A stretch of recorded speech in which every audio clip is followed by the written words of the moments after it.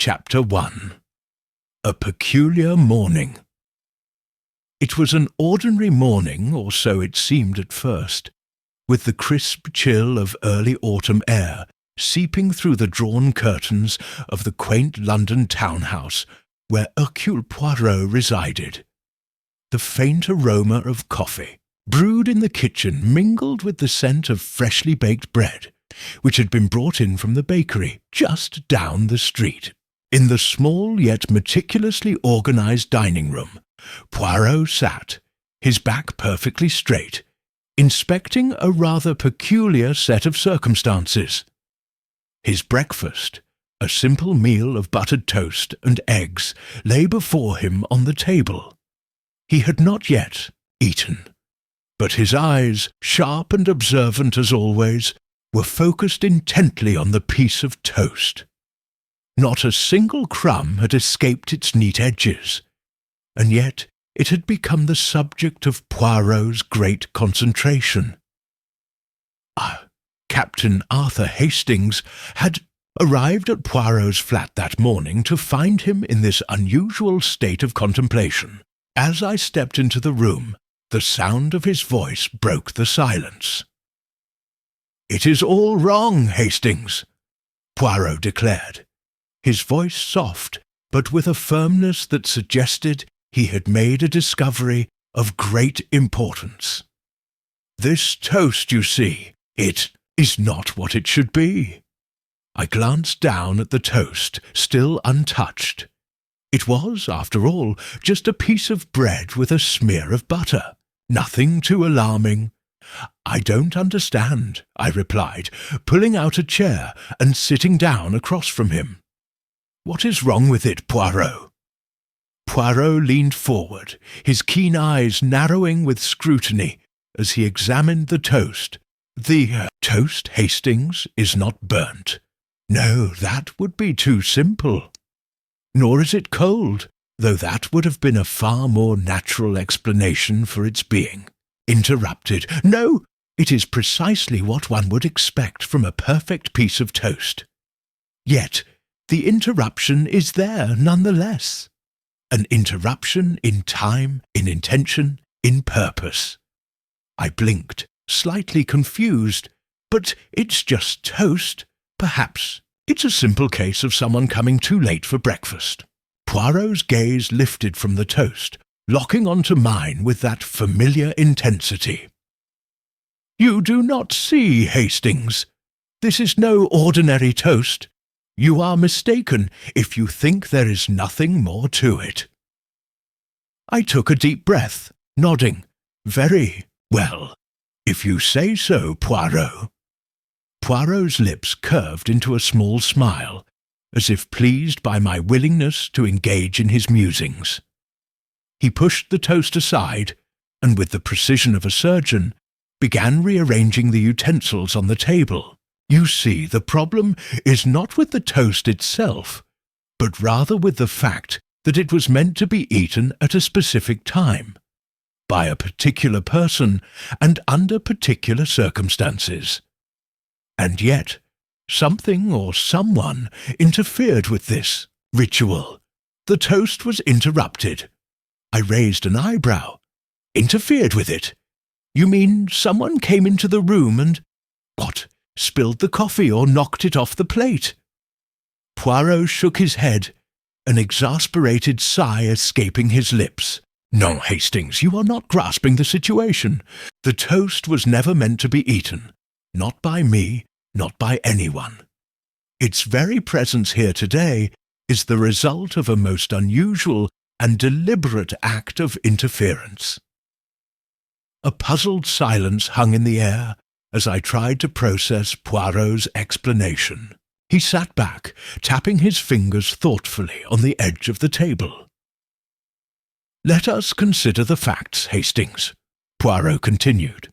"This morning I awoke at precisely 6 o'clock, as I always do. At 6:30 I made my way to the dining room to prepare for breakfast. The bread was freshly toasted, the butter soft, and the eggs just as I like them. But when I went to sit down, I found that the toast, instead of being placed on the plate as usual, had been positioned in a most deliberate way, slightly askew. He paused for effect, his eyes scanning my face to gauge my reaction. "I am not certain I follow," I admitted, although I was beginning to sense that Poirot was about to explain something far more intricate than I had imagined. Poirot's voice softened, as though revealing a secret that only he could fully understand. The toast, Hastings, was placed at an angle, as if to suggest it had been disturbed. But no one was here when I arrived. There were no servants present, no guests, no one but me. And yet the toast, this simple piece of bread, was disturbed, frowned. But could it not be something as simple as a gust of wind? Or perhaps someone unintentionally brushed against the plate? Poirot held up his hand, silencing my objections. "Ah, Hastings, you forget. There are no gusts of wind in this room, and certainly no draughts. The windows were sealed tight. No, the disturbance was not the result of chance. It was the work of someone, or something, purposeful." His eyes twinkled as he saw that I was beginning to understand, though not yet fully convinced. "So, someone meant to disrupt your breakfast," I ventured cautiously. "Exactly, Hastings," Poirot replied, leaning forward. "Someone, in fact, planned this interruption. The toast was meant to be a message. And that message, my friend, was directed at me." I took a moment to digest his words. A message? But why would anyone leave a message in such a subtle manner? Surely there must be another explanation. Poirot gave a small, almost imperceptible nod. "That is precisely what I intend to uncover. The toast itself is only a small clue, a mere signpost. But what lies behind this disruption is something far more complex, a mystery that has not yet revealed its full face." I leaned back in my chair, my mind swirling with questions. "And how do we begin, Poirot?" Poirot's lips curled into a smile, his eyes dancing with excitement. "We begin, Hastings, by examining the facts more closely. Who would have had the opportunity to interfere with my breakfast, and why? Who, I ask you, would want to leave a message for Hercule Poirot in such a manner?" I sat up straighter, the weight of the puzzle settling over me. "But surely, Poirot, the message could be intended for someone else, not necessarily you." Poirot's smile deepened. "No, Hastings, I am quite certain that this message is for me.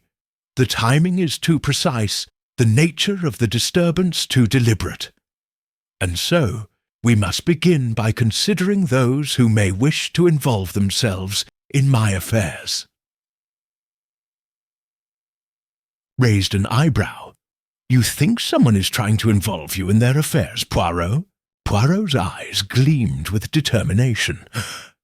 "I am certain of it. Someone is playing a game, and it is my job to determine the rules." For a moment, Poirot fell into a deep silence, his eyes fixed on the piece of toast before him, as though it held the answer to all of life's mysteries. He tapped his fingers again, and I knew that the case, whatever it might be, had already begun to take shape in his brilliant mind. "There is something else, Hastings," Poirot said, breaking the silence. "The toast was not the only thing disturbed. The kitchen, too, has its secrets. And the moment I discovered the discrepancy in the toast's placement, I knew that I was not alone in this house." I leaned forward, my curiosity piqued. "What do you mean?" Poirot's gaze flickered toward the door, as if he were anticipating someone's arrival. "In the kitchen, Hastings, there are traces. Traces that tell me that someone has been there. Someone with a purpose." He stood up abruptly, and I followed suit, ready to assist in the investigation. "Let us go and examine the scene of the crime, my friend. For the toast, as simple as it seems, may be the key to unravelling a mystery far more intricate than it first appeared." As we left the dining room, I couldn't shake the feeling that this peculiar case was only just beginning, and with Poirot at the helm, I knew that every tiny detail, every small disruption, would soon be brought to light, no matter how subtle or seemingly insignificant. Chapter 2. The smear of jam. After our brief investigation of the kitchen, Poirot's mind seemed to have shifted into overdrive. Though the kitchen was immaculately kept, the clues, while subtle, were starting to form a pattern that only he could see. The smear of jam on the table was far from ordinary. Poirot's sharp mind was already several steps ahead, as he examined every detail with the precision of a master detective. "We must go deeper, Hastings," he said, his voice thoughtful yet eager. "The answer is hidden in plain sight, but we must be patient to see it." I followed him through the house, his purposeful stride leaving me with little choice but to match his pace. The mysterious jam smear still occupied my thoughts, but I couldn't quite make the leap Poirot had made. To me, it seemed like an odd but ultimately inconsequential detail. Yet I had learned over the years that Poirot never overlooked anything, no matter how small. "I'm afraid I'm not following Poirot," I admitted as we ascended the staircase to his study. "What does the jam smear mean?" Poirot paused, turning slightly toward me with a small smile. "The jam is a clue, Hastings, but not just any clue. It is a deliberate distraction. Someone wanted me to see it, to wonder about it, and yet in doing so, they have made a mistake." I frowned, trying to piece together the puzzle. "A mistake?" "Yes, Hastings. They underestimated me," Poirot said, his eyes gleaming with excitement. "You see, they have made it too obvious in a way. I will not be fooled by such an obvious sign. No, the real message is hidden beneath this act of misdirection. It is the pattern of behaviour that interests me most. And that, Hastings, is what we must uncover." I nodded slowly, beginning to understand that Poirot was not concerned with the smear of jam itself, but rather with the intent behind it. His mind was already focused on the person who had deliberately created this situation. Someone, Poirot, was certain had entered the kitchen and staged the scene for a reason. But the question remained, who and why? "Shall we question Mrs. Davenport further?" I asked, feeling the need to explore every avenue. Poirot's gaze sharpened as he considered my suggestion. "No, Hastings, I do not believe Mrs. Davenport is involved. She is a woman of great integrity. No, the person we seek is someone who knows this house well, someone who understands its routines and can move with stealth. And that brings me to the next step in our investigation." I followed him into his study, where he immediately began rifling through papers on his desk. He was clearly searching for something, and I knew from experience that once Poirot's mind was set on a course, there was no stopping him. "What is it we're looking for, Poirot?" I asked, curiosity piquing my interest. Poirot looked up, his eyes alight with a sudden realization. "Ah, of course, the bakery, the bread. It is there that we will find our next clue." the bread from which the toast was made. Who could have touched it? Who could have had access to the loaf before it was toasted? Mrs. Davenport suggested, though I wasn't entirely convinced. Poirot shook his head. No, Hastings, she is too careful. She would never make such a mistake. But someone who knew her routine, someone who knew the timing of when she leaves the kitchen, might have had the perfect opportunity. His reasoning was clear, though I still struggled to see how the loaf of bread connected to the interruption of Poirot's breakfast. Poirot had already made up his mind, however, and I knew better than to question his instincts. "We will go to the bakery, Hastings," Poirot continued, closing the drawer with a definitive snap. "It is there we will find answers." The disher. The journey to the bakery was short, a mere few blocks from Poirot's townhouse. The early morning fog had lifted, leaving a cool but clear sky overhead. The streets were bustling with the usual energy of London, and the scent of freshly baked goods wafted from the bakery as we approached. Inside, the warm glow of the shop was a welcome contrast to the chill outside. The smell of yeast and sugar hung thick in the air as Poirot and I stepped inside. A young woman was behind the counter, arranging loaves of bread and pastries with practised ease. "Ah, good morning, mademoiselle," Poirot greeted her with a charming smile. "We are looking for some information regarding the bread that was delivered this morning. Perhaps you could assist us?"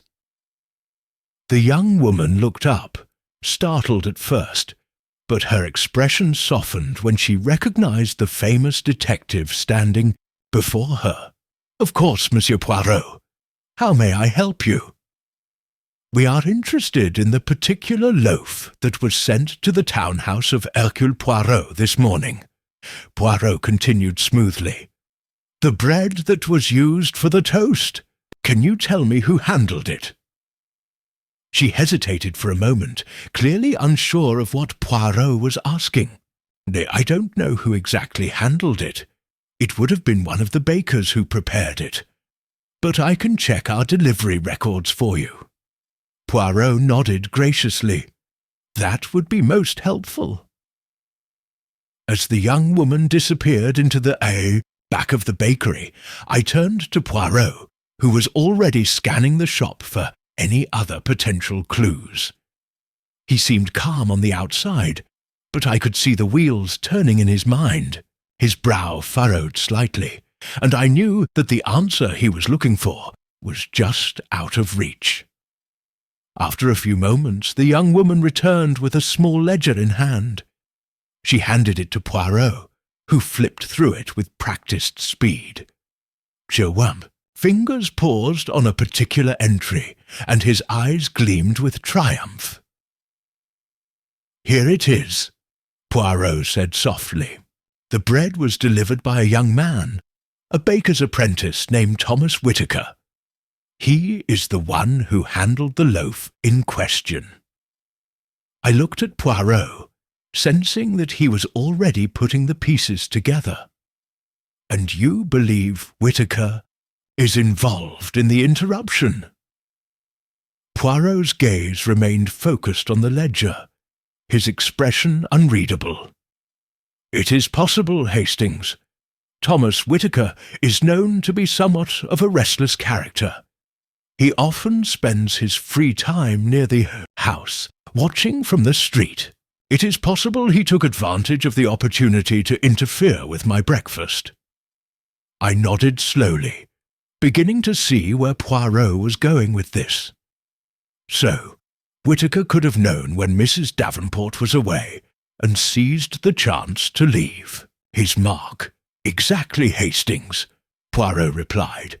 "But there is more. This man, Whitaker, is not just any baker's apprentice. He has a history of intrigue. I believe his motivations may run deeper than simple mischief. We left the bakery with the knowledge of Whitaker's involvement, though we still lacked concrete evidence to prove his intentions. As we made our way back to the townhouse, Poirot's mind seemed to race, calculating every possibility. "Yes, next step, Hastings," Poirot said, his voice steady and determined, "is to learn more about Mr. Whitaker. We must find out what drives him. What could he have wanted from me? What was his ultimate goal?" I nodded, feeling the weight of the investigation pressed down upon us. The case had taken an unexpected turn, and the mystery of the interrupted toast was only the beginning.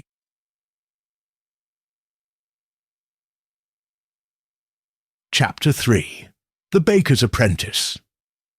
The path ahead was becoming clearer, but as always with Poirot, clarity was never enough. The detective craved the finer details, the subtle nuances that others would overlook. We had learned that Thomas Whitaker, the young baker's apprentice, had delivered the bread used in Poirot's interrupted breakfast, but questions remained. Who was Thomas Whitaker, and what was his connection to the house and to the strange interruption of Poirot's morning routine? By the time we returned to the townhouse, Poirot's expression had grown more serious. Higu had been thinking, no doubt, of all the possibilities that could explain Whitaker's involvement, or potential guilt. But I could see that he wasn't jumping to conclusions just yet. As always, Poirot preferred to gather the facts before drawing any final conclusions. "We must pay a visit to Mr. Whitaker," Poirot said, as we entered the townhouse and began to remove our coats. "I have a feeling that we are not yet seeing the full picture. There is something about Whitaker that doesn't quite sit right with me." "But what could his motive be, Poirot?" I asked, still trying to piece everything together. "He's just an apprentice at the bakery. He has no apparent connection to you, as far as I can tell." Poirot gave me a quick, reassuring smile. "Ah, mon ami, that is where you are wrong. We must not judge a man by his occupation or his outward appearance. There is always more to a person than meets the eye." I nodded, but I still couldn't understand. It seemed to me that Whitaker was simply a young man who had delivered bread. Nothing more. Yet Poirot's certainty made me realize that he had seen something I had missed. I could only hope that the next steps would bring us closer to the truth. We made our way to the small lodging house where Thomas Whitaker resided, just a short walk from the bakery. The building was tucked away in a quiet side street, far from the hustle and bustle of the main thoroughfare. It looked like the kind of place where an apprentice might stay, modest, unassuming, and plainly decorated. Poirot knocked on the door, his usual polite but authoritative manner in full display. A moment later, the door opened, revealing a young man of about 20, with tousled brown hair and a slightly nervous expression. "Good afternoon," Poirot greeted him, his tone friendly but direct. "You must be Thomas Whitaker. We have a few questions for you regarding a delivery you made this morning." The young man seemed taken aback by our sudden appearance, but quickly composed himself. "Yes, that's me," he said, stepping back to allow us entry. "What's this about, sir?" Poirot smiled warmly and entered the small flat. I followed him inside, taking in the sparse but tidy room. A small cot in the corner, a table stacked with papers, and a few well-used cooking books, and a modest collection of personal belongings. Whitaker seemed like a hard-working young man, but there was something in his eyes, something guarded, that made me suspicious. We are investigating an unusual incident that occurred this morning. Poirot began, settling himself into a chair by the window. There was a loaf of bread delivered to my home, and it was used for toast. However, the toast was interrupted, and I believe there may be more to this than simply an accidental mishap. Whitaker shifted uneasily, his gaze darting to the floor. I don't know what you mean, sir. I just delivered the bread, as I do every morning. It's part of my job.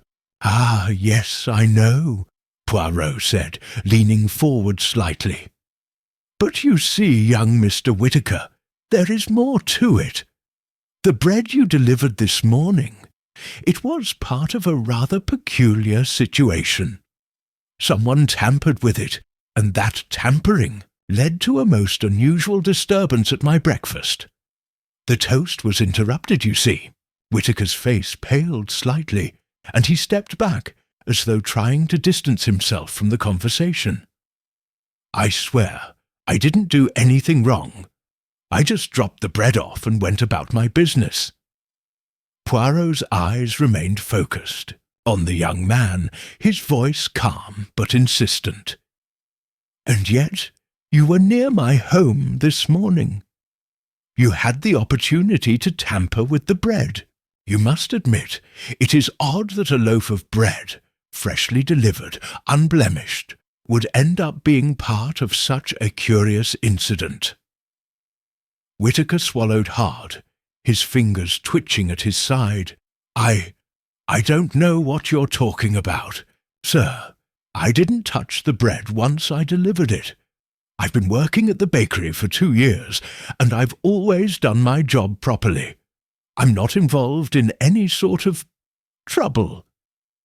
Poirot studied him for a long moment before speaking, again, his tone softer now. Tell me, Mr. Whitaker, have you ever been to my house before? Do you know anything about the people? Who live there? Whitaker seemed to hesitate. He avoided Poirot's gaze, his eyes shifting toward the door. No, sir. I've only delivered the bread. I don't know much about your household. It's just a job, that's all. Poirot's lips curled into a small smile, but there was no warmth behind it. I see. You've only delivered the bread, but you've never paid attention to the people inside. You've never wondered who lives there. Or perhaps, who might have been in the kitchen that morning? The question seemed to unsettle Whitaker. He shifted his weight nervously from one foot to the other, his face growing paler by the second. He cleared his throat before answering. I'm not sure. What you mean, sir? I don't know anything about who might have been in the kitchen. I just leave the bread and go. Poirot's gaze never wavered. Very well, but you must understand that the situation we are investigating is more than a mere accident. There is someone who intended to cause a disturbance, someone who knew precisely when to act. Perhaps you can think of something, anything, that might help us understand who might have had that knowledge. Whitaker stood still for a moment, his expression conflicted. Then, as if a thought had suddenly occurred to him, he looked up at Poirot, his eyes wide with concern. There is something, he said quietly, but I don't know if it's relevant. Poirot's interest was piqued. Tell me, Mr. Whitaker, anything at all. The young man hesitated again, but finally spoke. There's a woman who works at the bakery, Mrs. Ellis. She's always asking questions about where I'm delivering the bread. She's been very curious about the house you live in, sir. I thought it was odd, but I never thought much of it. She's always asking if I've seen anyone in your house, or if anything unusual happens. Poirot leaned forward, his eyes narrowing with focus. This Mrs. Ellis, do you know if she has any reason to be particularly interested in my household? Whitaker shrugged, looking uncomfortable. "I don't know, sir. She's always asking about people. She's a bit nosy, to be honest, but I didn't think it was anything to worry about." Poirot stood up, his expression a mixture of concentration and satisfaction. "Thank you, Mr. Whitaker. Your information has been most helpful. We will need to speak with Mrs. Ellis. It seems there is more to this than meets the eye." As we left Whitaker's lodging-house, I turned to Poirot, my mind racing with new questions. Mrs. Ellis, a seemingly innocuous character, was now a suspect in our investigation. But why had she shown such an interest in Poirot's household? What was her connection to the bread delivery? And what role did she play in this intricate game? Poirot's eyes gleamed with the thrill of the chase. "Hastings, we are on the right path now. The game is afoot, and soon we will uncover the truth." Chapter 4. The Curious Mrs. Ellis. The small, unassuming shop stood at the end of a quiet street, tucked between a row of homes. It looked as if it had always been there, old, weathered, and in need of a fresh coat of paint. However, there was something about it that didn't quite fit with the surrounding neighbourhood. Perhaps it was the peculiar sense of mystery that seemed to emanate from the narrow window, where a few items were displayed with just the slightest touch of disarray. It was the kind of place where you'd expect to find an assortment of curious objects, something odd hidden among the ordinary. Poirot paused outside the shop, his gaze sharp and calculating. He seemed to be mentally rehearsing what he would say. I could tell he was preparing for an encounter with Mrs. Ellis, the woman who had piqued his interest with her probing questions about Poirot's household. Her name had already come up during our visit to Thomas Whitaker, the young baker's apprentice, and I suspected that Poirot's instinct was telling him that Mrs. Ellis was more than just a simple, curious woman. "We are about to meet a woman who may hold the key to this mystery, Hastings," Poirot said quietly, his tone laced with determination. "Mrs. Ellis is not as innocent as she appears. I suspect that she knows more than she lets on." I followed Poirot as we crossed the street to the shop, my thoughts racing. Mrs. Ellis was a name I had barely heard until now, and yet here I was, being led to her doorstep, as though she were some key figure in a grand scheme. I had never been one to question Poirot's instincts, but there was something about her that didn't quite sit right. Poirot knocked gently on the door, and after a moment it creaked open to reveal a woman of indeterminate age. She was of average height, with salt and pepper hair tied back in a neat bun. Her face was sharp, but her eyes were kind, almost too kind. Beneath them, I thought, hid a certain sharpness that belied her outward demeanour. "Good afternoon, madame." Poirot greeted her in his usual polite manner, his tone smooth but penetrating. "I am Hercule Poirot, and this is my associate, Captain Hastings. We are investigating a rather peculiar case, and I wonder if you might spare us a moment of your time." The woman blinked, clearly taken aback by the sudden visit. "Mr. Poirot? Oh, of course. Come in, come in. It's not every day that I have the pleasure of meeting someone like you." We stepped into the small shop, which smelled faintly of lavender and something else, something metallic, like iron. The shelves were lined with jars, bottles, and small trinkets.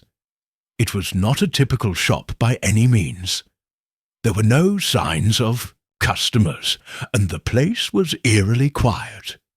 Everything seemed to have been arranged with the utmost care, as though the space itself was meant to convey something more than mere commerce. "You have a lovely shop, madame," Poirot remarked, his eyes scanning the room carefully, though his voice remained polite. "What is it that you sell here? Some sort of specialty?" Mrs. Ellis smiled warmly, but with an air of mystery. "I sell many things, Mr. Poirot. Curiosities, remedies, little bits and bobs for those who seek them. Some people find what they need here, others, well, they come for something else. Perhaps a little peace of mind." Poirot's gaze flicked briefly to the shelves, though he seemed more interested in Mrs. Ellis's demeanour than in the items around us. "I see. And tell me, madam, have you ever had the pleasure of meeting my acquaintance, Mr. Whittaker, the young baker's apprentice?" Mrs. Ellis's smile faltered for the briefest moment, but it was enough to catch Poirot's keen eye. "Whittaker? Yes, I know him. He's one of the delivery boys from the bakery. He comes by from time to time. He's quite a nice young man, I suppose, though I don't really know him very well." Poirot nodded slowly, his eyes never leaving her face. "Indeed, a nice young man, you say? And I suppose you have no idea if he mentioned anything about the bread delivery to my house this morning?" Mrs. Ellis stiffened slightly, though she quickly recovered, smoothing her apron with practised ease. "No, I haven't heard anything about that. As I said, I don't know him that well, but it's a busy bakery, lots of deliveries, lots of customers. I wouldn't pay too much attention to it." I watched the exchange, noticing the tension in Mrs. Ellis's posture. She was trying very hard to appear innocent, but there was something in the way she responded, too quickly, too defensively, that set off a faint alarm in my mind. Was she hiding something?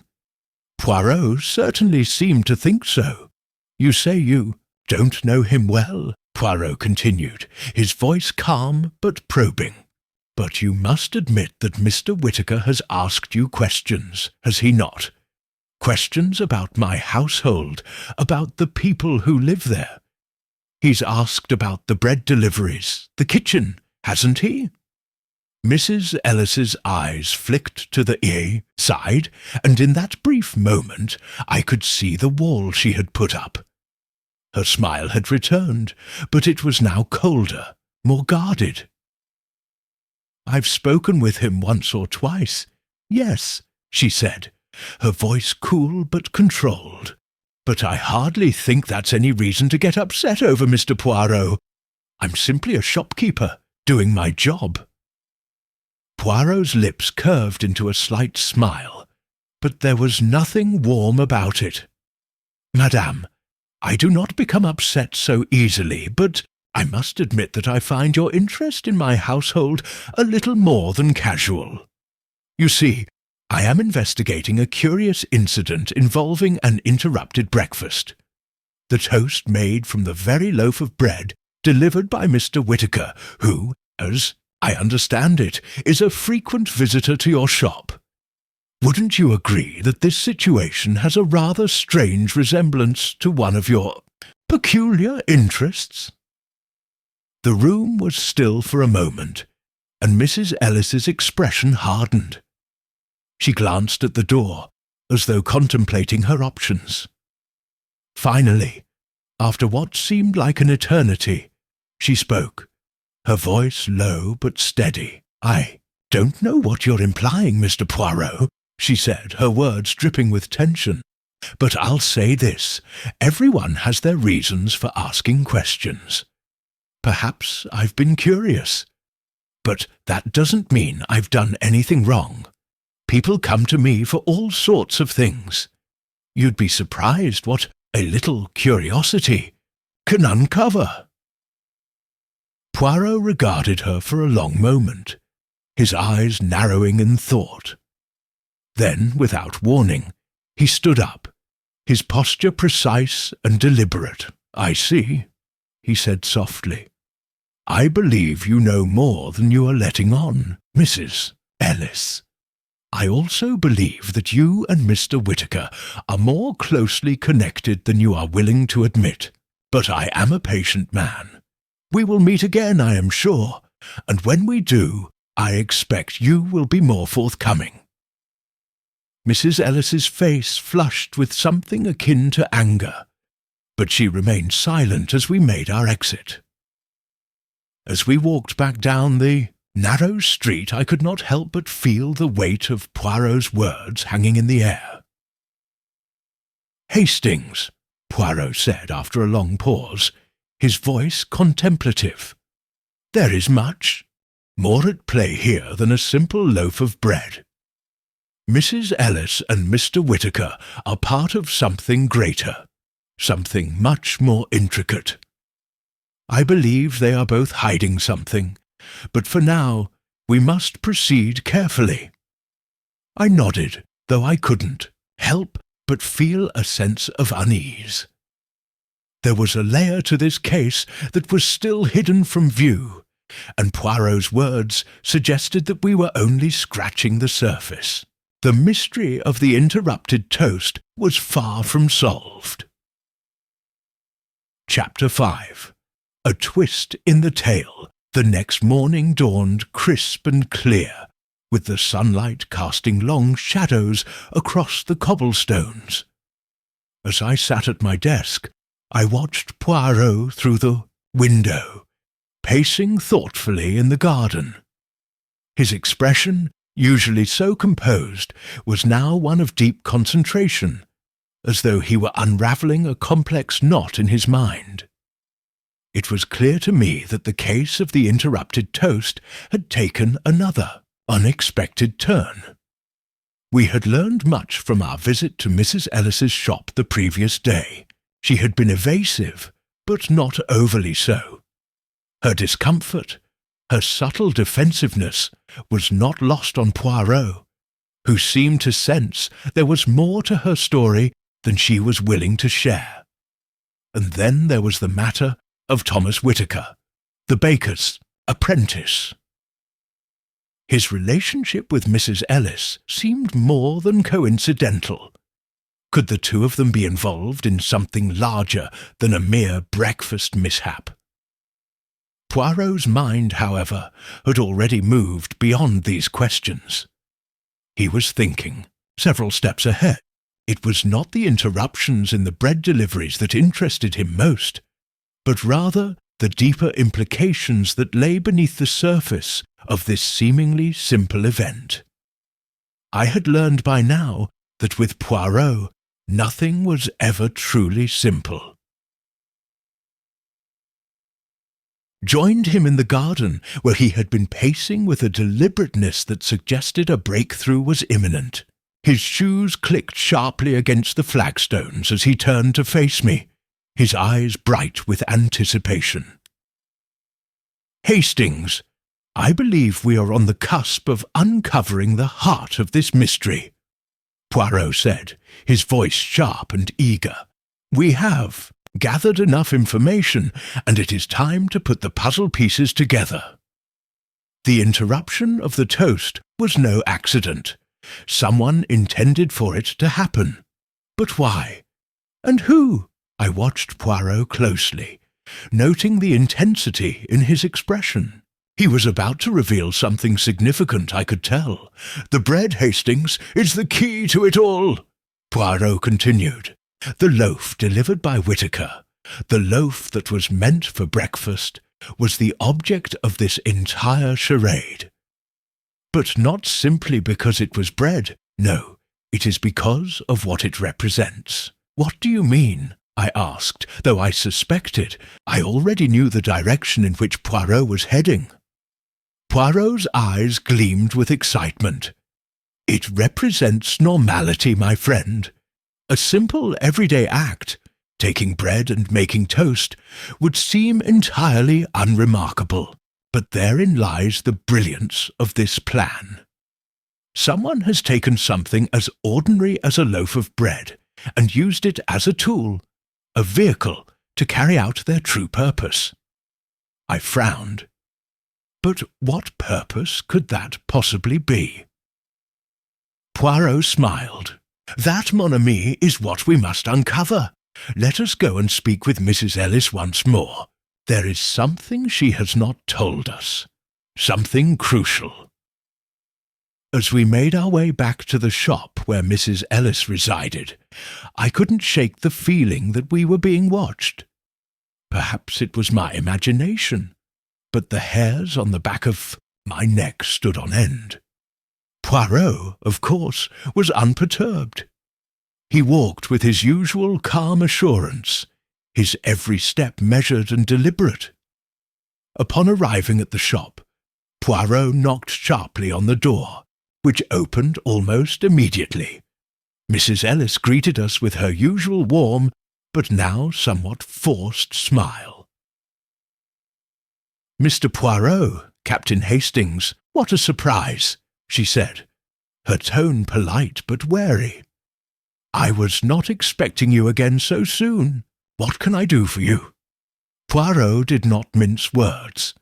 "Madame, we are here to discuss the matter of the bread delivery. There is more to this situation than meets the eye, and I believe you know more than you have let on. We must speak further."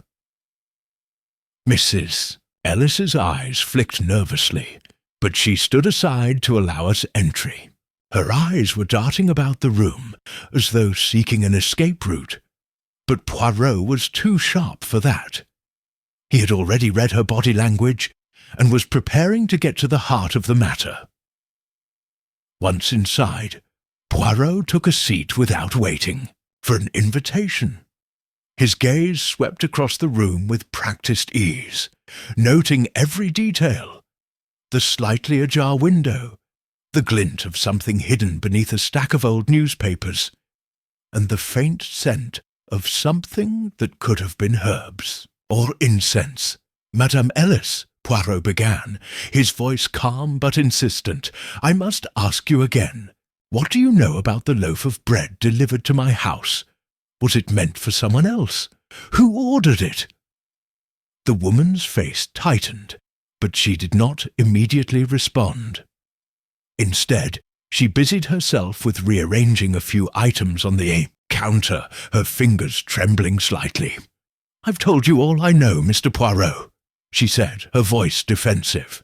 "I'm just a simple shopkeeper.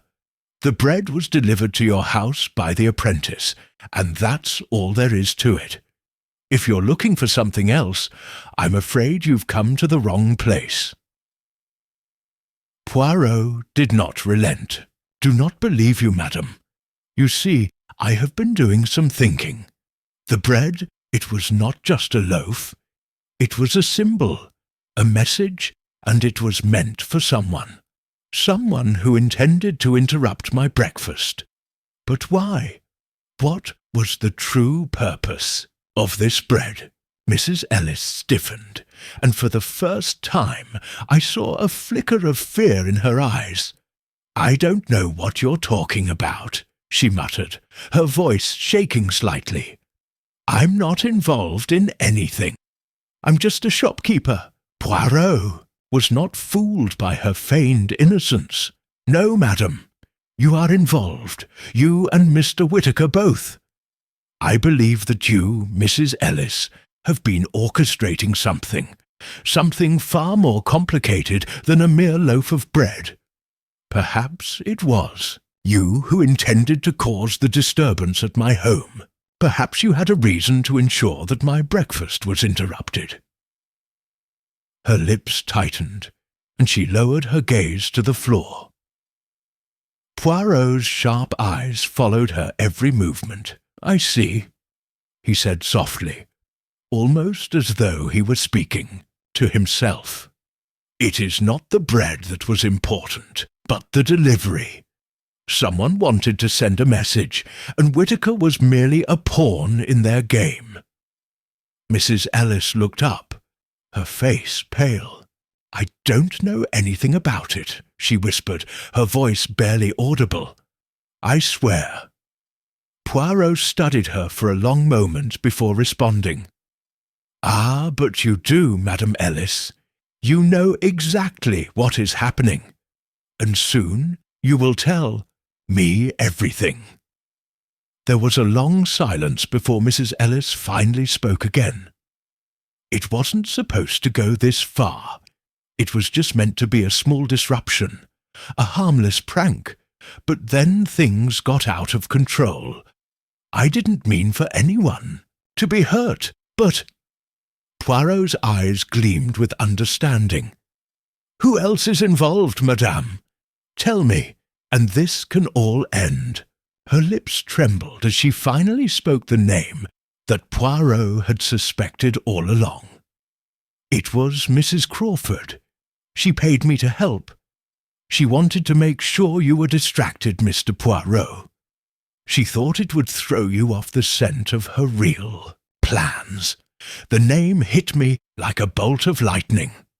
Mrs. Crawford, the wealthy widow who lived on the outskirts of the city. Her name had been mentioned in passing before, but I had never thought her to be involved in anything sinister.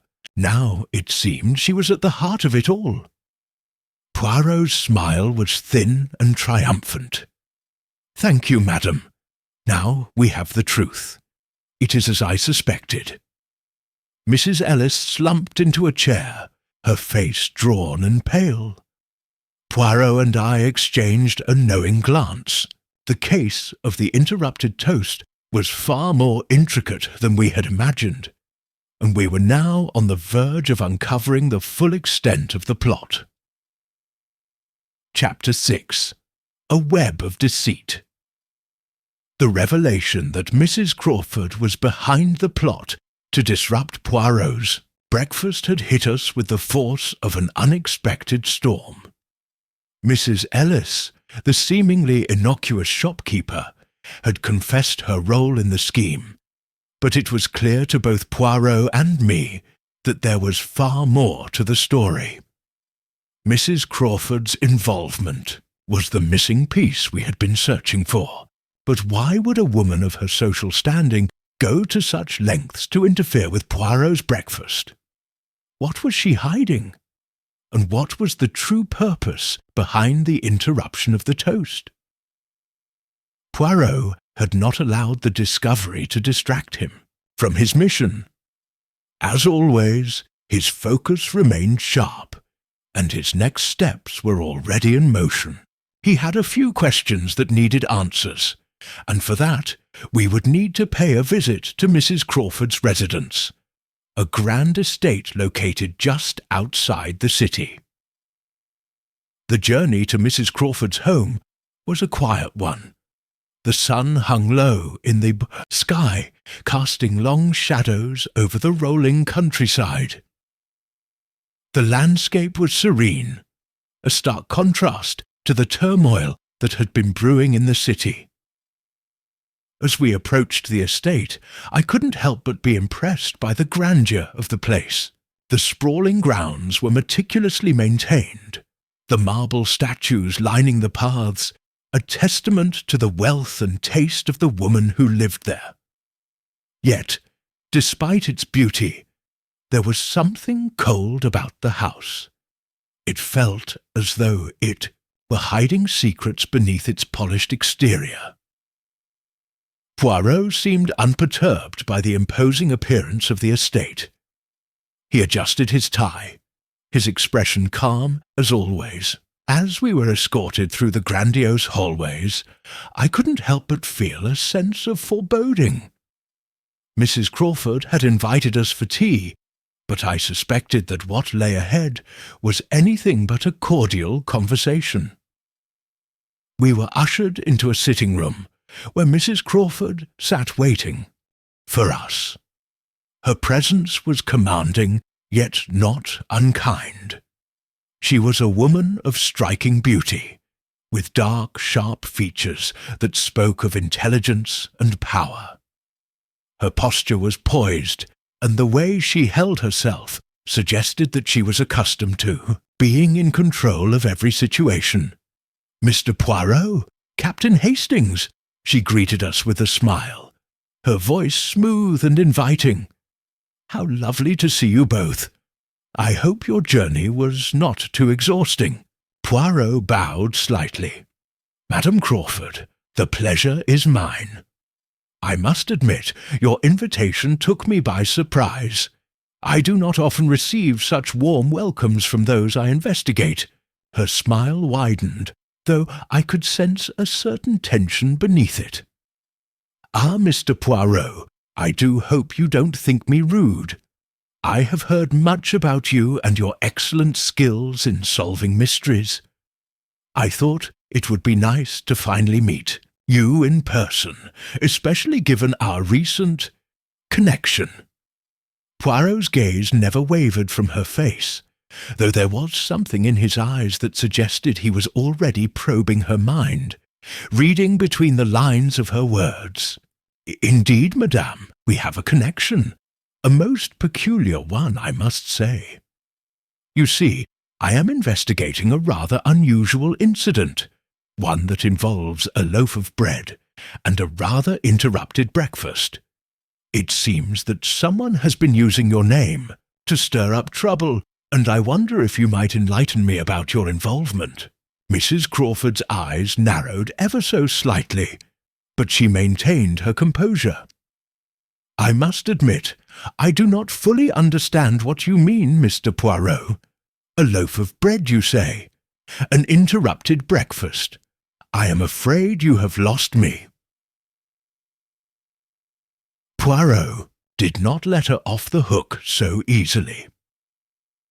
"I am referring to the incident involving Mrs. Ellis, the shopkeeper, and the apprentice, Mr. Whittaker. I believe you may have had a hand in orchestrating the events that led to the disruption of my morning meal. The question, madame, is why?"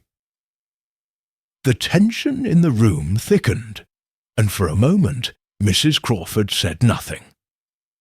She merely studied Poirot with a mixture of curiosity and caution. Then, as if deciding that her silence would not protect her, she finally spoke. "I see you've been doing your homework, Mr. Poirot," she said with a cool smile. "You're quite right. I did have something to do with the toast. But I assure you, it was not meant as a personal attack on you. No, I was simply trying to send a message. A very specific message." Poirot leaned forward slightly, his interest piqued. "A message? To whom, madame?" "To you, of course," she said, her voice now cold and controlled. "You see, I have been watching you, Mr. Poirot. I have been aware of your brilliant mind for some time. I knew that you would eventually uncover the truth about my involvement in certain matters. And so, I decided to offer you a small puzzle. A challenge, if you will." I couldn't help but raise an eyebrow. "A puzzle? You caused all this disruption, just to give Poirot a challenge." Mrs. Crawford's lips curled into a smile. "Not just any challenge, Captain Hastings. You see, I have been involved in a great many things over the years, things that no one knows about. And as much as I have enjoyed my wealth and status, there is one thing I've always craved. Someone who could truly challenge me. Someone who could see through my carefully constructed facade and uncover the secrets I've hidden for so long." Poirot's gaze sharpened. "You mean, madam, that you are playing a game? And what exactly is at stake in this game of yours?" Mrs. Crawford's smile grew wider, and there was something almost gleeful in her eyes. "The stakes are high, Mr. Poirot. The greatest treasure of all is at stake. Power. Power over everyone, over everything. I have worked for years to secure my position, and now I am on the verge of obtaining what I truly desire. But there are those who would stand in my way. You, for example." Poirot's eyes never left hers. You believe that you can control everything, Madam Crawford, but I assure you, no one is beyond my reach. If you think that your little game will distract me from the truth, you are mistaken." She shrugged, unfazed by Poirot's words. "I'm not trying to distract you, Mr. Poirot. I am simply offering you a glimpse into my world, a world of intrigue, power, and secrets. If you want to uncover the truth, you will have to play the game by my rules." I felt a chill settle over the room. Mrs. Crawford's words were not those of an innocent bystander. She was a woman accustomed to manipulation, to pulling the strings behind the scenes. She had orchestrated the disruption of Poirot's breakfast, not for a trivial reason, but to draw him into her web of secrets and schemes. And now the game had officially begun. Poirot sat back in his chair, his expression thoughtful. "Very well, madam. I will play your game. But do not think for a moment that I will be swayed by your power or your wealth. I will uncover the truth, no matter where it leads." Mrs. Crawford's smile never faltered. "We shall see, Mr. Poirot. We shall see." As we stood to leave, Poirot gave Mrs. Crawford a final piercing look. "This game is far from over, madame, and when it ends, you will not be the one in control." Mrs. Crawford's smile was unwavering as she escorted us to the door, but behind her eyes I could see the glint of something more dangerous than mere amusement. She was playing a game, yes, but it was a game with very high stakes. As we stepped out into the cool evening air, Poirot turned to me, his expression resolute. "Hastings, I believe we have uncovered the true nature of this case. Mrs. Crawford is not merely a wealthy widow seeking a challenge. She is a woman with dangerous ambitions. But she has underestimated one thing. Hercule Poirot does not play games by anyone's rules but his own." Chapter 7. The Secret Beneath the Surface. Encounter with Mrs. Crawford had left a sense of tension hanging in the air. Her words lingered in my mind long after we had left her opulent estate. The image of her poised yet calculating demeanour still vivid in my thoughts. I had seen many people in my time, but there was something uniquely unsettling about her. Her charm, her intelligence. It was all part of a carefully constructed mask, and behind it I sensed a dangerous game was being played. She had invited Poirot into her world of secrets and power. But what was the true nature of those secrets? And what did she really want? As Poirot and I returned to our small flat, the quiet hum of the city outside seemed to mock the gravity of our discoveries. I could sense that Poirot was already thinking ahead, plotting his next move. But I, for one, was still reeling from the events of the day. I had never seen Poirot so focused, so intent on unravelling the tangled web that Mrs. Crawford had woven. The game was no longer about a loaf of bread or an interrupted breakfast. It had become something far more significant, something with far-reaching consequences. We sat in the small drawing room, and Poirot leaned back in his chair, his fingers steepled together. He was deep in thought, his eyes distant as he examined the pieces of the puzzle. I knew better than to interrupt him. When Poirot was in one of his contemplative moods, the best course of action was to let him work through the problem in his own time. After what felt like an eternity, Poirot finally spoke, his voice breaking the silence like a sharp crack of thunder. "Hastings," he began, "there is one thing we have yet to consider in this case. One piece of the puzzle that has been staring us in the face all along. Mrs. Crawford may be the architect of this game, but someone else is pulling the strings. I leaned forward, eager to hear his thoughts. "What do you mean, Poirot?" "The bakery, Hastings," Poirot said, his eyes narrowing with determination. "The bread, the very thing that started this entire series of events. Mrs. Ellis and Whitaker were pawns in a much larger scheme, and we have yet to uncover the true purpose of the bread. It was not just about disrupting my breakfast. It was about sending a message to someone else." I frowned. "But who?" Poirot's expression was inscrutable. "That, my friend, is what we must discover.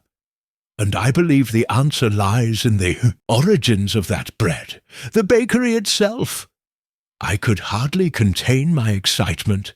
It seemed that Poirot had been thinking along the same lines as I had. There was something more to the bakery than met the eye. Mrs. Ellis and Whitaker may have been involved, but they were only cogs in a much larger machine. The bakery, the bread deliveries, the interrupted toast, these were all pieces of a carefully orchestrated plan. Poirot stood abruptly, his eyes alight with purpose. "Come, Hastings, we are going to pay a visit to the bakery. We need to see for ourselves what is really going on behind the scenes." The journey to the bakery was short, but my thoughts were in turmoil as we made our way through the bustling streets. It was not just about the bread anymore. It was about uncovering the true extent of the conspiracy that seemed to be unfolding around us. Mrs. Crawford, with her wealth and power, was the puppet master. But who were her allies? And what was their endgame? As we arrived at the bakery, I noticed that the place seemed almost ordinary. A small, quaint shop with a modest storefront. There was nothing to suggest that it was anything more than a simple business, serving the community with its fresh loaves and pastries.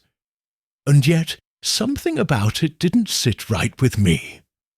The bakery felt watched, as though someone were keeping a close eye on it.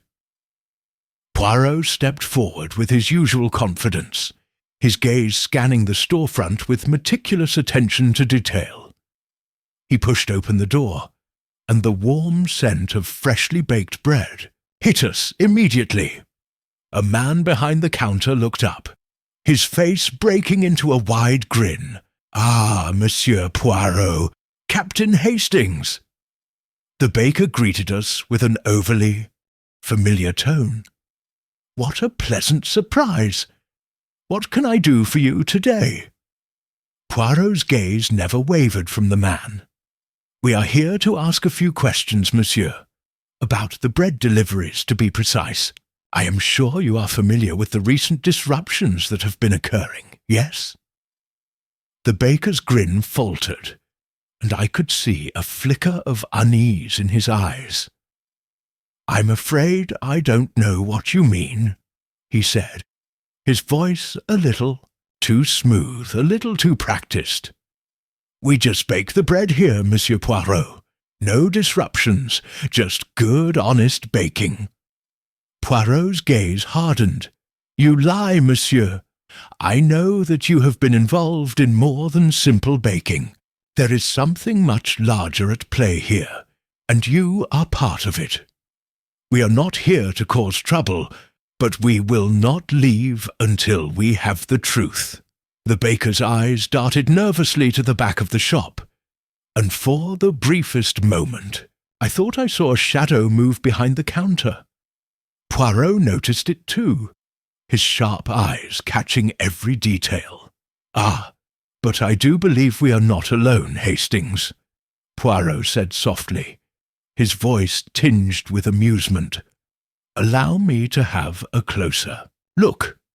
Poirot stepped forward with his usual grace and poise, moving past the counter with such precision that the baker could hardly react in time. As Poirot reached the back of the shop, he paused, his eyes narrowing at a small door that led into a narrow hallway. The door was slightly ajar, and there was something unmistakable about the way it had been left open, deliberately, as though someone wanted to be caught. Poirot pushed the door open with a swift motion, and we stepped into the dark hallway. The air was thick with the smell of flour and yeast, but there was also a deeper, more pungent scent that seemed out of place. It was the smell of something hidden. We walked further down the corridor, our footsteps echoing in the silence. At the end of the hallway, we found a small, dimly lit room. Inside, there were crates stacked high with bags of flour, sacks of sugar, and other ingredients. But it was not the ingredients that caught my attention. It was the large crate sitting in the corner, labelled Special Orders. Poirot approached the crate, his face unreadable.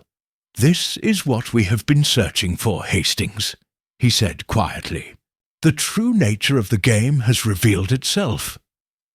I peered inside the crate, and what I saw made my blood run cold.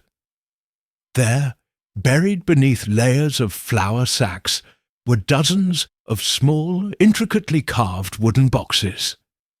Each one was sealed with a ribbon, and there was something unsettling about their appearance, something ominous. Poirot turned to face me, his expression grim. "This is not just about bread, Hastings. This is about something much larger. These boxes are part of a larger plan, one that we have yet to fully comprehend. But rest assured, we will uncover the truth."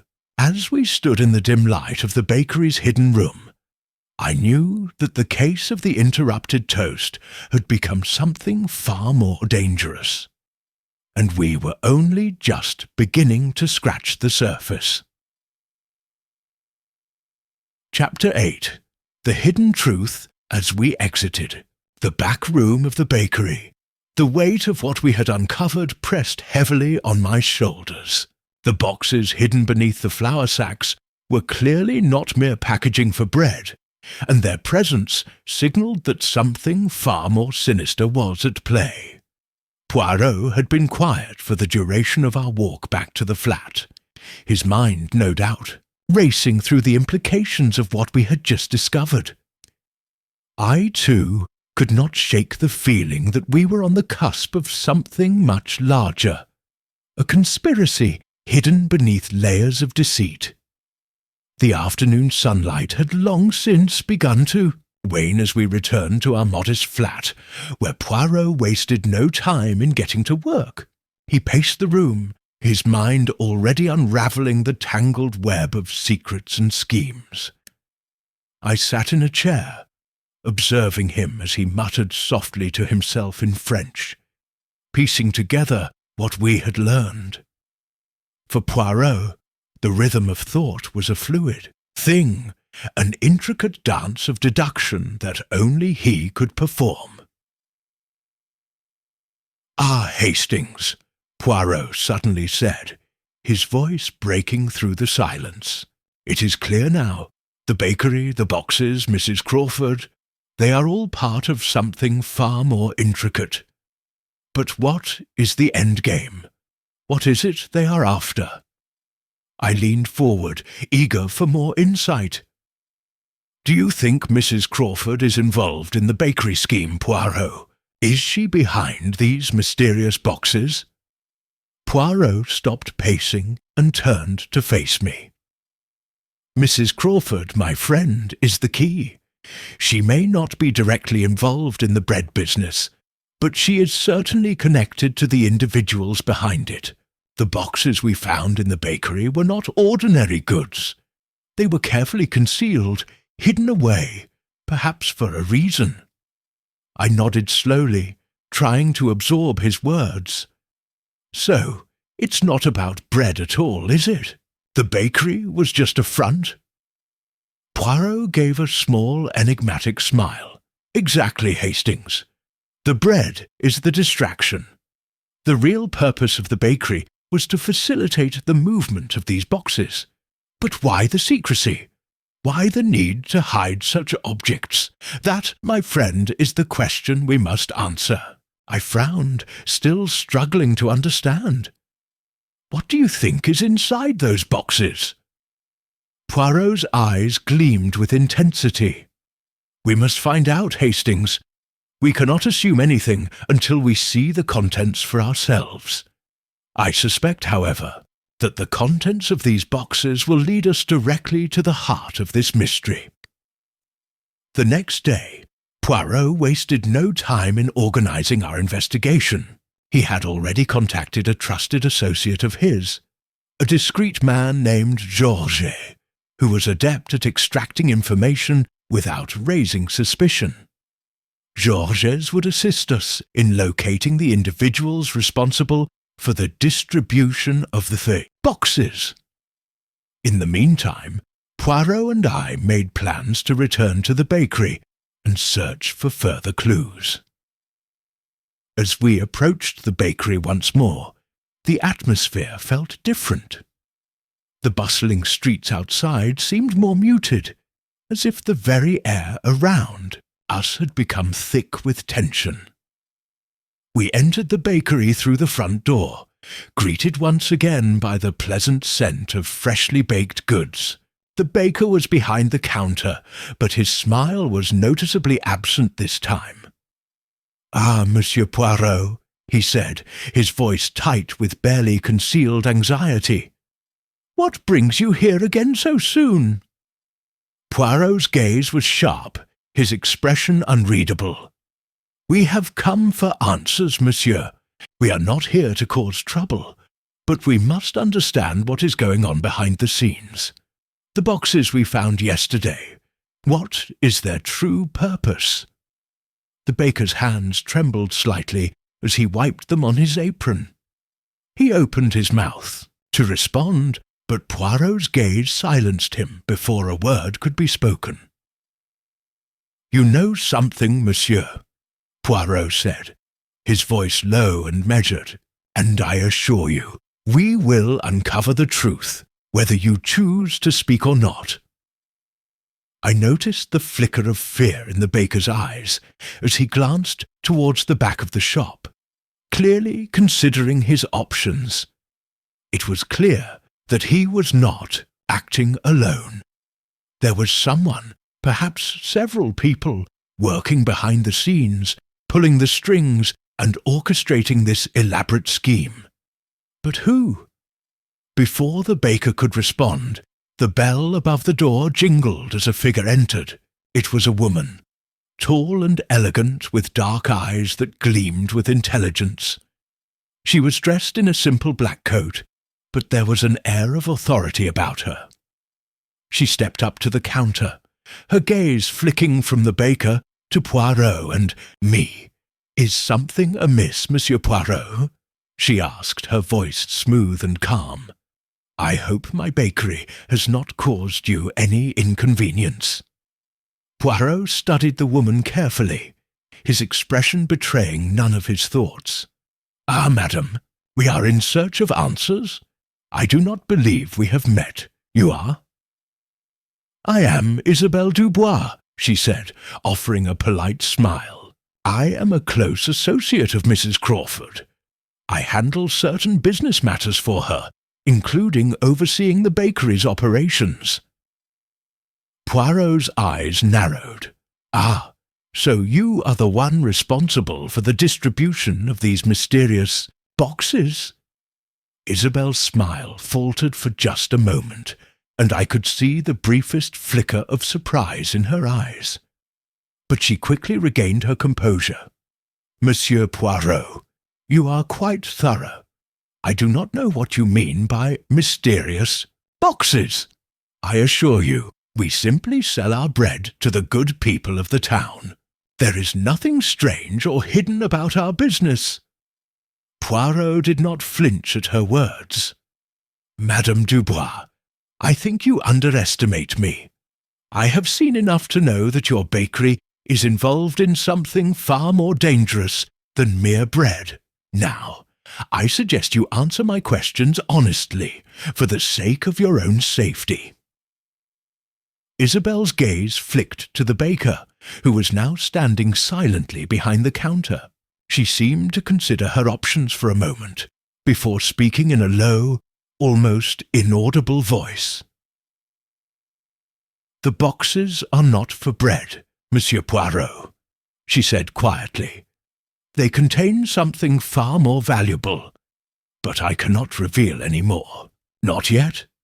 Poirot's lips curled into a small smile, his eyes gleaming with satisfaction. "So, it is as I suspected. You are involved in something far larger than a simple bakery, Madame Dubois, and you are protecting the true nature of these boxes. Tell me, madame, what is inside them?" Isabel hesitated, her gaze darting nervously to the back room. Finally, with a resigned sigh, she spoke. "There are plans, blueprints for a building, a large one, a place that will change everything." I raised an eyebrow. "What kind of building? And why the secrecy?" "It is not for me to say," Isabel replied, her voice tinged with regret. "But I can tell you this, Mrs. Crawford is behind it all, and whatever she has planned, it is far bigger than you or I can imagine." Poirot's expression darkened. "Then I believe, madame, it is time for us to pay a visit to Mrs. Crawford once again." As we left the bakery, I couldn't shake the feeling that we were standing on the precipice of something monumental. Mrs. Crawford, Isabel Dubois, the mysterious boxes. It was all starting to come together. But what was the end game? What was it that Mrs. Crawford had been working toward all these years? Poirot was already lost in thought, his mind no doubt piecing together the puzzle in front of him. One thing was certain. We were getting closer to uncovering the truth. And when we did, nothing would ever be the same. Chapter 9. The Unveiling of Secrets. The quiet of the late afternoon wrapped around us as Poirot and I made our way through the cobbled streets toward Mrs. Crawford's estate. The revelation that her name was linked to the mysterious boxes, the bakery, and now the blueprint plans for a large secretive building had only deepened the mystery. Every instinct I had was screaming that we were on the edge of uncovering something far more dangerous than a mere case of spoiled breakfast toast. Poirot was silent as we walked, his thoughts clearly on the task at hand. I, on the other hand, could not help but feel a growing sense of unease. Mrs. Crawford was a woman of considerable influence and wealth, and I could not shake the feeling that she was far more involved in this scheme than she had let on. And now, with the added intrigue of Isabel Dubois, it seemed clear that this was no ordinary case. Something far more significant was at play, and I feared we were heading into dangerous territory. As we arrived at the grand gates of Mrs. Crawford's estate, I felt a sudden shift in the air, as if the very walls of the house were holding their breath, waiting for us to enter. The estate was an imposing structure, an opulent mansion that seemed to stand as a testament to Mrs. Crawford's power and influence. The grounds were meticulously maintained, with lush gardens and fountains that seemed to mock the grim reality of the mystery we had uncovered. This was a place where secrets were undoubtedly buried beneath the surface, and I was certain that we had only scratched the top layer. Poirot rang the bell, and within moments the butler appeared, his expression as implacable as ever. He acknowledged us with a slight nod, but there was an undeniable tension in the air as we were ushered into the drawing-room. "Mrs. Crawford is expecting you, Monsieur Poirot," the butler said, his voice betraying no hint of emotion. Poirot acknowledged the man with a brief nod of his own, and entered the room, I following closely behind.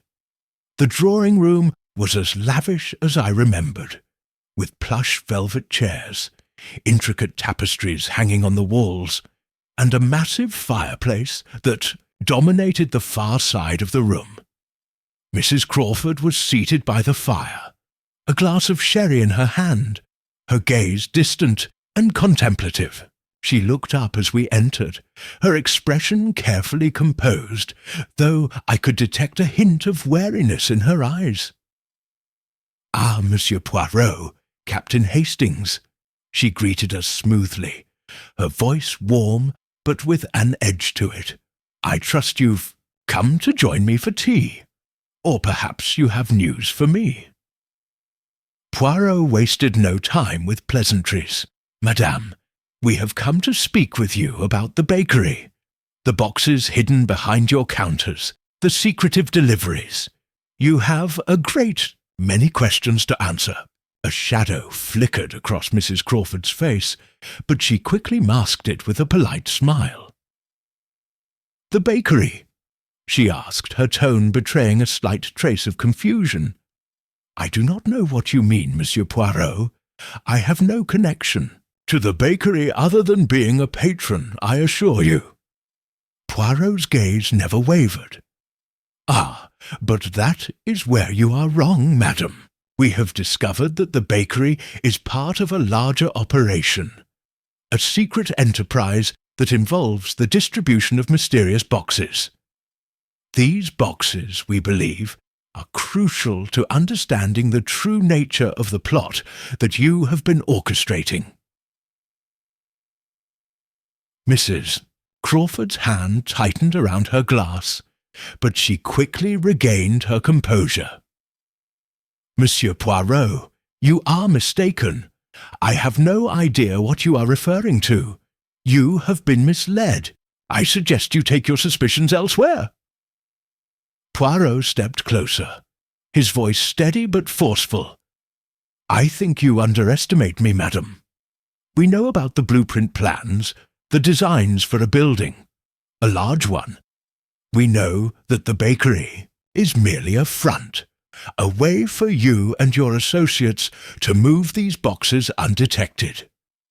And now we know that you too are involved. So I ask you again, what is your true involvement in all of this?" For a moment Mrs. Crawford said nothing.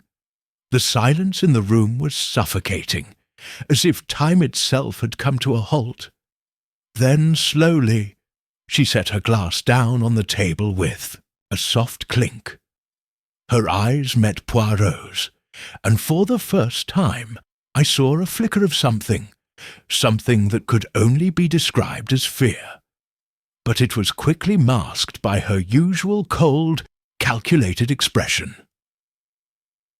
"You do not know what you are dealing with, Monsieur Poirot," she said, her voice no longer warm but sharp, edged with something dangerous. "You have no idea what lies beneath the surface of this case. I had hoped you would stay away, that you would leave well enough alone. But now—" She sighed, her shoulders slumping slightly, as if the weight of the truth was too much to bear. "Now, I see that I have no choice but to tell you."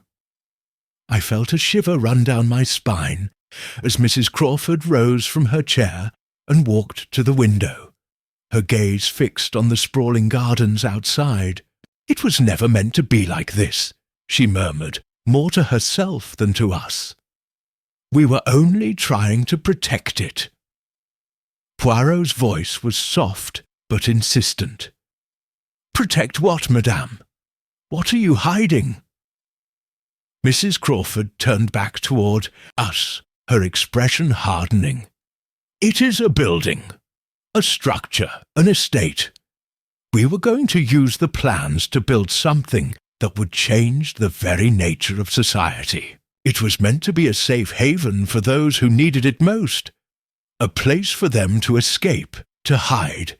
But now—" She paused, as if the words she was about to speak were too dangerous, too damning to be said aloud. "Now, I realize that it may never come to fruition. The risks are too great." I exchanged a glance with Poirot, whose expression had not changed, but I could see the wheels of deduction turning in his mind. "What is the true purpose of this building, madam?" Poirot pressed. "Why all the secrecy? Why the need for such elaborate precautions?" Mrs. Crawford's lips curled into a small, bitter smile. "You cannot possibly understand. Not yet. But soon, Monsieur Poirot. Soon you will." Before we could press her further, there was a soft knock at the door. Mrs. Crawford's eyes flickered briefly to the door before she turned back to us, her demeanour quickly shifting back to its usual calm. "That will be all for today, Monsieur Poirot. I believe you have what you need." She gestured toward the door, her invitation for us to leave clear. Poirot hesitated for a moment, his gaze never leaving hers. "I don't think so, madame. This is far from over. I will find the truth, no matter how deep it is buried." Mrs. Crawford merely smiled, her eyes cold. "I will be waiting for you to do so, Monsieur Poirot." As we left the room, I couldn't shake the feeling that we were being pushed towards something much larger, a hidden truth that no one, least of all Mrs. Crawford, wanted us to uncover. The secrets she had hinted at were dangerous, and whatever it was that she was protecting, it had the potential to shake the very foundations of everything we knew. Chapter 10. The Final Slice.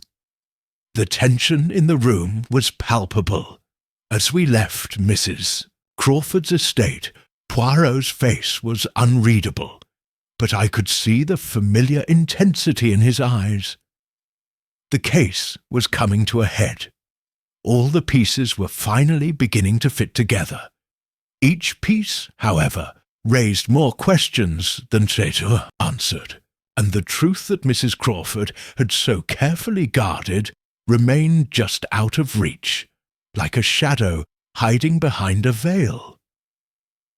For the first time, I felt the weight of the investigation pressing down on me. Mrs. Crawford's cryptic words echoed in my mind. "Soon you will understand." What did she mean? What was it that she feared we would uncover? Whatever it was, Poirot was determined to find it, and nothing, no amount of secrecy, no hidden plans, would stand in his way. Poirot was deep in thought as we made our way back to our flat, his mind already working through the implications of everything we had learned. I had grown accustomed to this methodical approach, this uncanny ability to piece together the smallest of details and extract the truth hidden within them. But today there was something different in his demeanour. His usual calm had been replaced with a quiet determination. We arrived at the flat, and Poirot immediately went to his desk. He sat down, his hands folded together, as he stared at the map we had been using to track the movements of the bakery's deliveries. He muttered to himself in French, his mind clearly moving a mile a minute. I stood by the window, looking out at the city below, the hum of life continuing as if nothing had changed. But for us, everything was different now. Poirot, I said, breaking the silence, I can't shake the feeling that we're missing something. The bakery, the boxes, Mrs. Crawford's involvement. It's all part of something bigger, something we still don't fully understand. Poirot looked up at me, a slight smile on his lips. Hastings, you are correct. There is more to this than meets the eye, but we are getting closer. I can feel it. He stood up and walked over to the map, his fingers tracing the lines and markings he had made over the past few days. We must return to the bakery, Hastings. I believe we have overlooked something important, something that will finally give us the answers we need. I frowned, confused. The bakery. We've already been there twice, Poirot. What more can we find? Poirot's eyes gleamed with a mix of excitement and determination. I have no doubt that Mrs. Crawford is hiding something in that bakery, something that will give us the key to the mystery. We must look again, but this time we will approach it differently. We arrived at the bakery once more, the early evening air cool and crisp. The bell above the door jingled as we stepped inside, and the familiar scent of freshly baked bread filled the air. The baker was behind the counter once again, his expression tight and nervous as he noticed our arrival. Monsieur Poirot, he said, his voice shaky, what brings you back here? Poirot gave him a reassuring smile, though there was no warmth in it. I think, monsieur, it is time for us to have another look at your bakery. We have come to understand the full scope of what is happening here, and I must insist that you assist us in any way you can. The baker shifted uncomfortably. I don't know what you mean. We've told you everything there is to know. Poirot's gaze sharpened. I do not believe you, monsieur. There is more to this bakery than you are letting on, and it is time for the truth to come to light. We walked past the counter and into the back of the shop, where the hidden room and the boxes had been discovered during our earlier visit.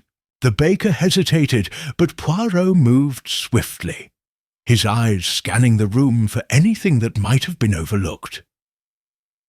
There, in the corner of the room, behind a stack of empty crates, I saw something that made my heart skip a beat. A large wooden chest partially hidden beneath a heavy tarp. The chest was unmarked, its wood scuffed and worn from years of storage, but it was the kind of chest that one might expect to find in an old library or a secret vault, a chest that, I realized, could hold the final piece of the puzzle. Poirot saw it at the same time, and moved toward it with the precision of a surgeon. "Ah, Hastings, look here," he said, his voice barely above a whisper. He motioned for the baker to step aside as he knelt down beside the chest and carefully began to pry it open. The baker stepped back, his face pale, as if he knew that the moment Poirot opened that chest, there would be no turning back. The lid creaked as Poirot lifted it, revealing the contents inside. The chest was filled with rolled-up documents, blueprints and plans, all carefully stacked and secured. But it was the object on top that caught my attention, the unmistakable gleam of a golden locket. Poirot's eyes widened as he gently picked up the locket and held it in his hands. It was delicate, ornate, and unlike anything I had seen before. The design was intricate, with swirling patterns etched into the gold, and it was clear that it held immense value. But what struck me most was the strange inscription on the back of the locket, "For when the time is right."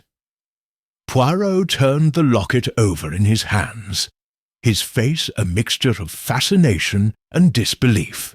"This, Hastings, is the key to everything. The locket, the blueprint plans, the boxes, it is all connected." I looked at him baffled. "But how? What does it mean?" Poirot smiled, his eyes gleaming with the satisfaction of a mystery unravelling before him. "The locket, my friend, is not merely a piece of jewellery. It is a symbol, a marker for a larger plan. The blueprint plans are for a building, a hidden place, a sanctuary of sorts. And the locket is the final key. Whoever holds it will hold the power to unlock the secrets of the entire operation." It was then that the final truth hit me with the force of a tidal wave. Mrs. Crawford had been part of a far-reaching scheme, one that spanned years, one that involved not only the bakery, but the plans for a hidden sanctuary. The locket, the blueprint plans, and the boxes were all part of an intricate design that would soon be brought to life. As Poirot carefully placed the locket back in the chest, I realized that our work was not yet finished. Mrs. Crawford's plans were far from over, and there were still questions left to answer. But one thing was certain. The case of the interrupted toast had revealed a far greater mystery than we had ever anticipated, and we were only just beginning to understand its true depth.